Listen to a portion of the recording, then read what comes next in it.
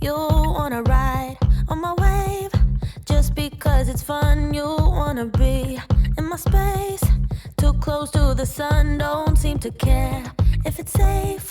Well, that makes two of us. I'm so insane, and you like it, but you haven't seen anything yet. Hi guys, welcome back to my channel. This is Art by Julie E. I am Julie E, and today we're gonna make grunge flowers. I like distressed looking art, kind of grungy looking art, and yeah, so that's what we're gonna do today. This is an embossed textured paper that I got from Micheal's.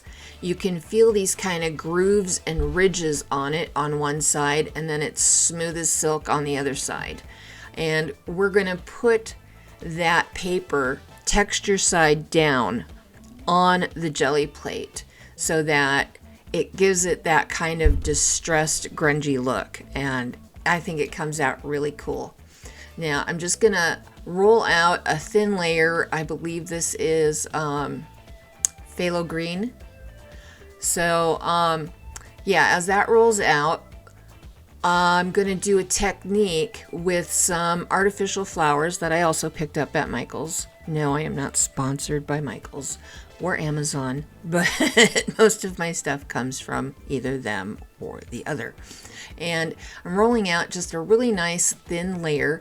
I should have put a little bit of retarder in with my paint so that it did not dry as quickly. It's very dry here in Arizona. So, but yeah, we're just gonna put these flowers down on the gel plate, on the wet paint, and kind of lift that pattern up off of the gel plate, leaving that impression open to collect other paints and colors. I'm going to be using pigments. This is not my technique. I saw it on a YouTube video from another lady, and I cannot for the life of me find her video again in my watched videos or find her online anywhere. I wish I could, because she deserves all the credit for this. But it's a really cool technique, and she used soft pastels to color in her flowers with. I'm going to be using this little Piggy pigments, and they work really well. But yeah, you can see as I lift this flower and the next one that layer of phthalo green is already kind of starting to dry and not lift with the flower as well.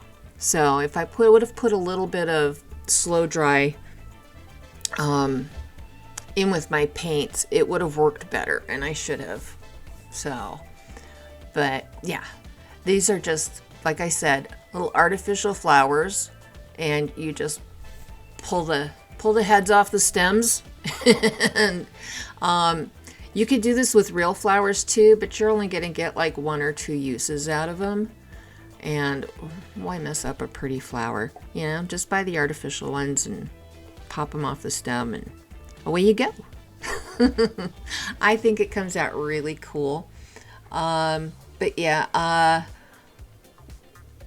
next after this, then we go in with the I have TLP pigments. You could use any kind of pigment you wanted, and just dust it in the areas where you want it. But yeah, you want to wait for your paint to dry completely first. I'm gonna go make another cup of coffee while that finishes drying. Yep, it's dry.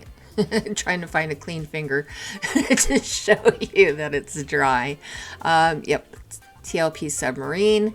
Go in, do the little centers with. But like I was saying though, you could use the soft pastels like she did.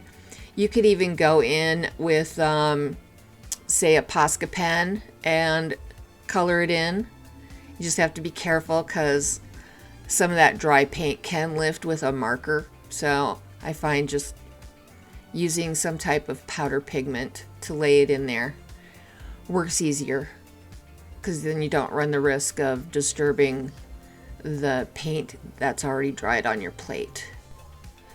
Okay, I'm going to speed this up a little bit, and Once I go in with the submarine, we're going to go over the petals with abalone and then put down some golden fluid acrylic in quinacridone magenta, which is really cool because the combination of the quin magenta and the phthalo turquoise green creates this really cool black color.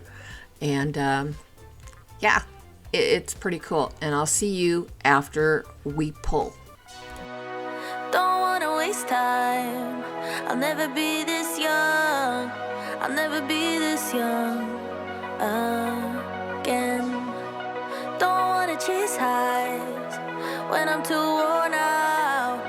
When I'm too worn out. So I'm never coming down. Never coming down. Never coming down again. I was born to be this high, born to be this high, born to be this high, my friend. Won't you come up here to my altitude, to my altitude, yeah, you. Okay, it's been a while. Remember, we put the quin magenta on, and while it was wet, put the textured paper, texture side down, onto the wet magenta, and then I massaged it, and it feels cool to the touch because the paint is wet at first, but you can start to feel it become room temperature, and that's how you can tell it's starting to dry. And then you lift, and voila! How pretty is that? I think it's awesome. I am just thrilled with these. I love creating these. And I want to try them in different colors also. So look forward to that maybe in the future. And yeah, what can you do with these prints? Well, I'm going to show you. Hi, we're back. Here is one of our grunge flower pulls. And I'm going to show you a little bit of what I did. So on this is a DaVinci Pro panel, ultra smooth gesso board. And what I've done is I've gone around and I've put this burlap around the outer edge.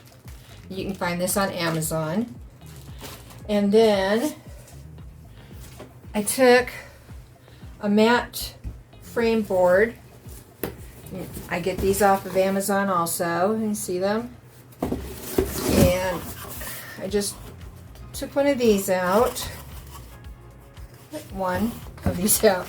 And then what I did is I used some Distress Oxide on them in these two colors. That is Hickory Smoke and Walnut Stain. And I sprayed them on that. I also, underneath, I kind of went over with some Distress Ink to give some undertone colors. You can kind of see some of the pinkish tones there, so that still shines through. There's a little bit of blue in here too, but I can't remember what color it was right off the top of my head. And then yeah, after that I genesified it. I took some regular old jute twine and tied a little bit of a bow, grubbied it up a little bit with some regular black acrylic paint and water to make it look a little grubby, and just used my Gloss Super Heavy Medium gel to glue all these little elements on here. These are different pieces of fabric and lace that I got. These are some little metal flowers that Janice sent me. So yeah, that is going to be the frame over this.